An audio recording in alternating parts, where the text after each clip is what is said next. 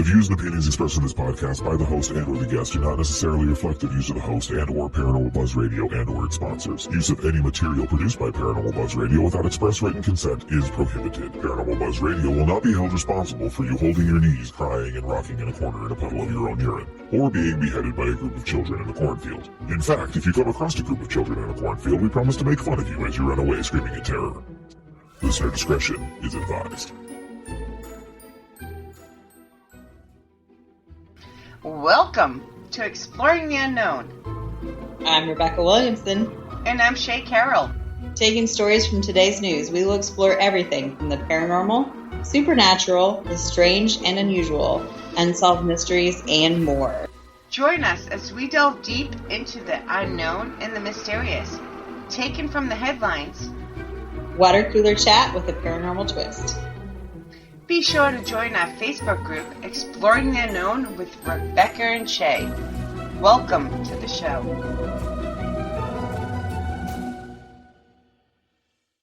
Hey, Darin, how's it going? Hey, Rebecca, how you doing? Welcome. Welcome everybody to the show today, and yeah, go to part 2. Part 2. What are we talking about again? Yeah, I got Darin Condon coming back to talk about this article again. This one is the top 19 something infamous celebrity murders that remain unsolved to this day. That's right, that's what it was. Yes. I don't know, did we get through like 7 or 8 of them? Something like that. We got through a few and kind of decided to break it up. And we recorded that a little while ago. And now I've talked Darin into finally coming back and finishing it up. Yep. So I like these shows. Yeah, me too. I like these lists. I think I always learn something new, even if it's one one I have heard of before. Then I learn something new about it. And then there's so many that I haven't heard of that it's kind of cool. So someone's picking my brain. Yeah. Okay, so we're going to pick up with Jack Nance. And I don't know this name, but the picture's familiar. I know this guy, but I don't know the name. Okay. What kind of actor is it? Did he act in movies, TV shows?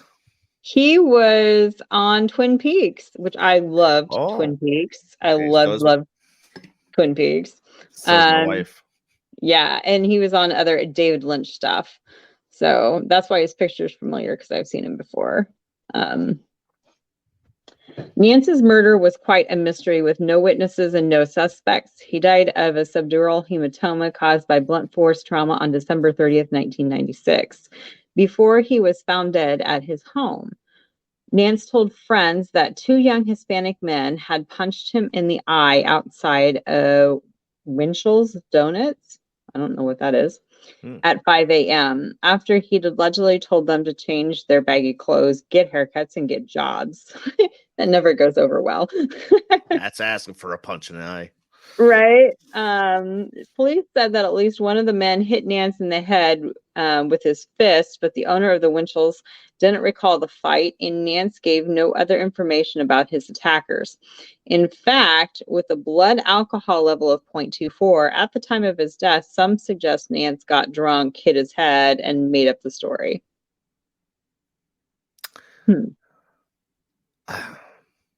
I could see that happening. Yeah. But because no one's going to, if he is, talking to people and making snotty remarks like that. But it all depends if there was a direct blow and show where the actual. If nobody's corroborating the story, I mean, he could have hit his head and then hallucinated the whole thing. Yeah. So absolutely. I can agree with that. Anything happens when you're pissed drunk. True story. William Desmond Taylor. I don't know this guy at all. I don't know. And he's known for silent film directing, which explains why I've never heard of him. So we're talking like way back in the 20s and 30s? Yeah. Taylor was a successful silent film director who debuted with The Awakening in 1914 and worked in Hollywood until his 1922 murder. He was found shot in the back in his home on February 2nd, 1922, though when he was discovered dead, the unalleged doctor, in quotation marks, claimed he had died of natural causes. Well, he can't mess up a gunshot wound, so I would have to say a mob would have to be a part of this one. I was going to say, it's kind of hard to prove natural causes with a gunshot wound. But anyway, several suspects were listed, including two of Taylor's butlers. Oh, the butler with a candlestick in the drawing room or something. There's a clue. There is a clue. One of whom used a fake Cockney accent and had run off with Taylor's money. Young actress Mary Miles Minter's mother became the prime suspect as she disapproved of her teenage daughter's relationship with Taylor. I can kind of see your point.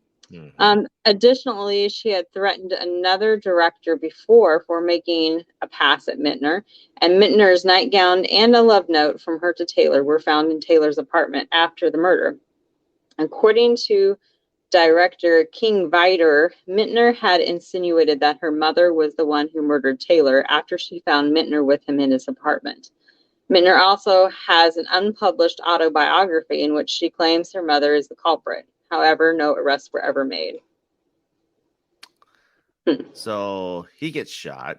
Someone runs off the money. It sounds like a made-for-TV movie. Lifetime calling you right now. Right? Exactly. No, this one everybody knows. Diana, Princess of Wales. Yep. Known for being a member of the British royal family, as if we didn't know that. Mm-hmm. On August 31st, 1997, Diana was fatally injured in a car crash in the Pont de Lama, road tunnel in Paris, France. The initial French investigation concluded the accident was caused by the driver's drunken loss of control. But conspiracy theories live on to this day. Was the crash the result of aggressive paparazzi? Possibly. I think that's highly likely. Mm-hmm. Did the MI6 or even members of the royal family stage the accident to keep Diana from marrying Muslim billionaire Dodi Al-Fayed and having his baby? The official verdict, at which a jury arrived in 2008, was unlawful killing, but many still question her death. Recent evidence arose in 2013, lending a new investigation of the princess's murder. See, I don't know about, I would call this one a murder, but researchers believe the crash was a plot planned by MI6 with help from the British military. A former SAS soldier claims he worked on an assassination team called the Increment and has offered sensitive files to the police. Another former SAS soldier claims he told his in-laws that the regiment was behind the assassination, which was the story that he had reopened can of worms in the first place. Another story has recently surfaced suggesting that the car's brakes may have been tampered with beforehand. Francois Levistry witnessed the car crash, saying a white flash of light occurred right in front of Princess Diana's car, which caused the crash. He then saw a motorcycle passenger get off, inspect the car, and make a hand gesture to the motorcycle driver before getting back on and speeding away. I think that's one of those ones that everybody wants it to be a murder, because it's just such a tragic accident that, you want to make it into more than it really is. True. My daughter was saying that other reports, now this is just my opinion, not blaming anybody here. She was thinking that the Queen has something to do with her death. That would be. Because there's so much dirt on the Queen and everybody else that she figures that Diana was going to go and tell all. Yeah. And I think Diana was kind of moving towards that. I mean, I watched some of the documentaries and stuff about Diana, and of course, The Crown on Netflix. I love The Crown, and yeah, I think Diana was getting ready to just like she was She was, done with them yeah. and just ready to air it all out. Mm-hmm.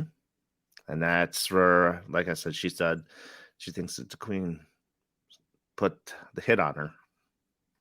Maybe. But that's just my opinion. I'm not blaming Oh, anybody. hard to say. Hard to Hard to say. say. Yes. I don't want to get indicted for saying something that's not true or not. Yeah, exactly. All right, next one is Jimi Hendrix. You know what this Oh, is? famous guitarist.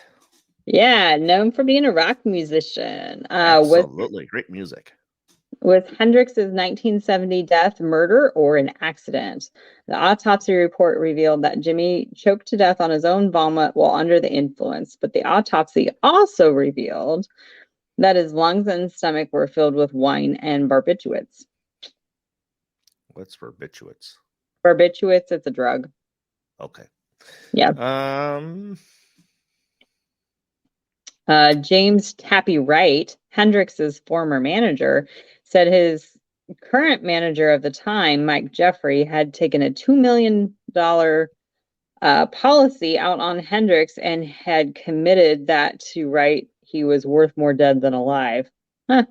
That's a motive for murder right there. Right there. Wright believes Jeffrey forced red wine and sleeping pills down his throat until he died. He also claims that Jeffrey admitted to the murder shortly before he died in an airplane crash. It could possibly be that somebody was probably holding him down as he was choking on his own vomit. Yeah, I mean, it didn't say any sign of struggle, was there? Except for choking on his own vomit. Well, let's keep reading. The amount of wine that was over him was just extraordinary. Not only was it saturated white right through his hair and shirt, but his lungs and stomach were absolutely full of wine. I've never seen so much wine. We had a sucker that you could pull down his trachea. We had a sucker that you could put down his trachea, the entrance to his lungs, and the whole back of his throat. We kept sucking it out of him, and it kept surging and surging. He had already vomited up masses of red wine, and I would have thought there was a half a bottle of wine in his hair. He had really drowned in a massive amount of wine. That's kind of hard to do. I mean, because you reach a certain point when you're drunk, you just pass out and you can't drink anymore. Exactly. This is enforced a lot more. $2 million bounty, worth more than alive, more dead than alive. Yeah. I definitely feel this as a motive for murder. Yeah, I mean, I had not heard of this being a murder. I just heard he overdosed, but now this is kind of making it sound and makes it sound believable, you know? Right. It says Monica Danneman, Hendrix's girlfriend, who was there the night he died, committed suicide in '96 and never fully revealed her side of the story. Oh, wow. Suspicious. Okay, next one. Jam Master Jay. Not a clue. Musician and rapper known as Jam Master Jay, a part of the group Run DMC. Oh, okay. I know them. Yeah. Mizell and a group of people were in a recording studio in Queens in 2002 when a man dressed in black walked and hugged Mizell. After the embrace, the man pulled out a .40 caliber handgun. A witness heard Mizell say, "Oh shit." I would say, "Oh shit," too. Right? Oh shit, there's a gun. I guess I'm gonna die here now. Before a shot was fired, the shot went into his leg, and a second shot was fired into his head, killing him. You know, what would happen to do that? The killer and his accomplice then ran out of the building. Some say the man was affiliated with drug lord Kenneth Supreme McGriff, who wanted Jay dead because of a decade-old drug debt he never repaid. No arrests were ever made. Mysterious. Yeah. But I will suspect that I would go along with probably the unpaid drug bill. Yeah, and they get a little testy on that. Yep. That's what I would go. Yep. Okay, next one. Anna Nicole Smith. Oh, I know who she is. Yes, known for being a model and an actress, and I will add marrying well. Mhm. There was a lot of drama surrounding Smith's untimely death. First, her behavior on her reality show became increasingly bizarre. Then, in late 2006, her son died of an overdose. Smith followed 6 months later under the influence of a similar drugged cocktail. But what remains unknown is whether Smith took her own life or she was prescribed the dangerous cocktail. I think I'm going to keep my mouth shut on that one. Yeah. I don't want to get in trouble. Next one. Which half got her? Yeah. You can make of what you want on that one. Yeah, we'll just let that one lie. Next one, similar vein here. Marilyn Monroe, known for film acting. Born Norma Jean Mortensen, Monroe died in her Brentwood home on August 4th, 1962, at 36 years old. Her housekeeper and psychiatrist discovered Monroe naked in bed with an empty bottle of sleeping pills nearby. Before her death, Monroe had been hospitalized for psychiatric problems and was receiving long-term psychiatric care. Her death was ruled a probable suicide, but many believe Monroe was murdered, possibly to make sure she wouldn't talk about her liaisons with both JFK and his brother Robert. Although rumors and speculation continue, there is no definitive answer about Monroe's death. Now, new evidence recently surfaced in 2014 about Monroe's last hours from the late Hollywood private detective Fred Otesh, whose work documents on Monroe were recently discovered by his daughter. According to Otesh, who had bugged Monroe's home, she had been sexually involved with both JFK and his brother Bobby, and that Monroe had commented that she had been passed around like a piece of meat. Sad. Otesh wrote, "I listened to Marilyn Monroe die." What? In his notes, he recorded that she had been in a heated argument with Kennedy's about being passed between them like a piece of meat, when he then said she was really screaming and they were trying to quiet her down. She's in the bedroom and Bobby gets a pillow and muffles her on the bed to keep the neighbors from hearing. She finally quieted it down, and then he was looking for a way to get out of there. Otesh later discovered that Marilyn had died. In his notes,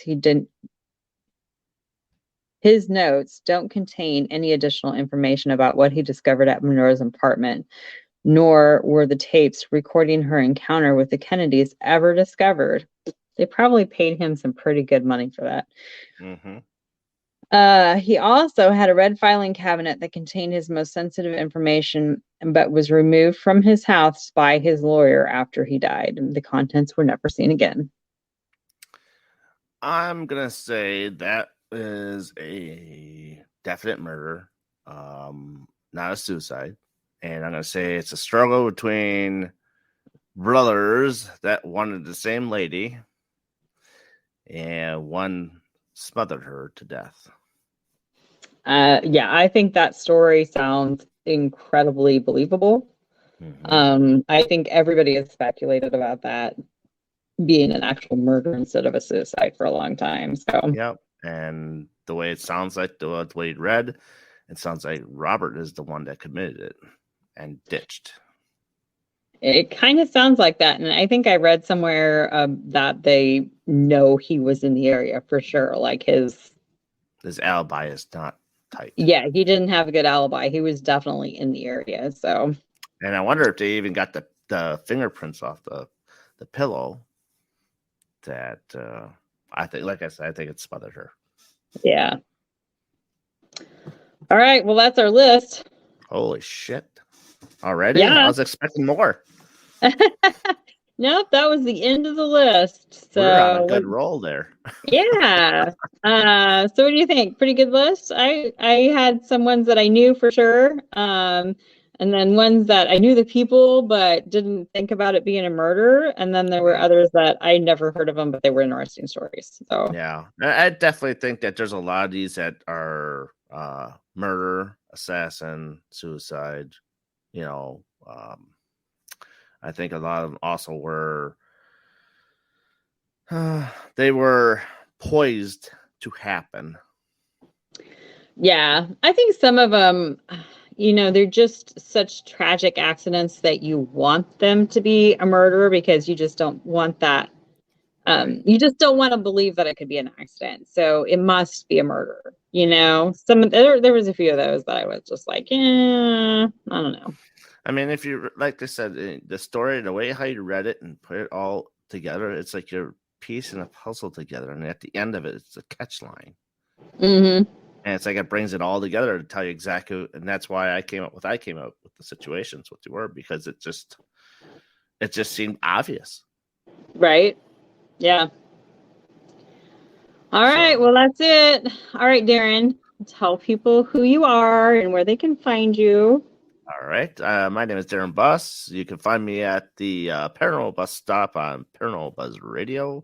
I'm also part of Paranormal Brew. I also have a Facebook page called Midwest Ghost Seekers, or MGS Paranormal. Also, I have a YouTube channel called MGS Paranormal. How about you, Rebecca? I am Cambry House. So I own Cambry House and Farm, a haunted wedding venue. So I am CambryHouse.com, and then Cambry House on Facebook, and Cambry House on Instagram, and Cambry House on TikTok. So should type Cambry in and I should pop up somewhere. So I forgot I had a TikTok and I had Instagram. I know, I forget all the time, like all this gotta be everywhere, and then you forget. I'm like, yeah, just type Cambry in, try and find me. I should be there. I just don't do the Twitter. The Twitter is like a little I can't get into that one. See, the Twitter is just dbus 1000, which I just post. I don't really go on it either. MGS 20.20 and Darin Buss for Instagram, and MGS Paranormal for TikTok. Tickety tackety. So I'm all over too. Thanks for helping out, Darin. It was fun talking to you, and thanks everybody for listening. Yes, thank you. Good night, everybody.